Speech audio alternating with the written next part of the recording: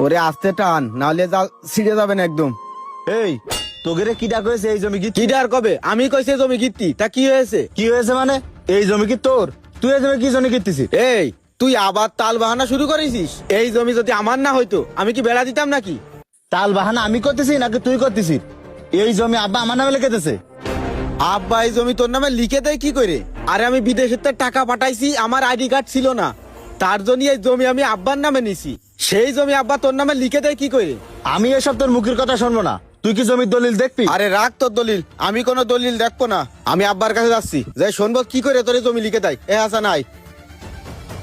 আরে যা যা, তুই পারলে আব্বার কাছে যাই শুনগে, কিন্তু তোরে যেন আমার এই জমি সীমানা না দেখি আর। যাও, তুমি বের হয়ে যাও, এই বাড়ির সীমানা জানা তোমার না দেখি আমি। বাপরে, তুই আমার একটা কথা শোন। তোমার কোনো কথা আমি আর শুনবো না, তুমি এই বাড়িতে বের হয়ে যাও।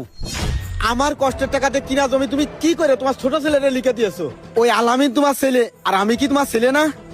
তুমি খাবা আমার বাড়ি, থাকবা আমার বাড়ি, আর জমি লিখে দিবা তুমি তোমার ছোট ছেলেরে? তুমি তোমার ছোট ছেলের কাছে চলে যাও, এই বাড়ি তোমার আর জায়গা নেই। যাও, বের হয়ে যাও। আমার কথা শোন, তুই আমারে ভুল বুঝতেছিস। তোর আমি কিছুই কইনি। তোর ভাই আমার কাছ থেকে সাদা কাগজে সই নেছে, আমারে সই করতে কয়েছে, আমি সই করেছি।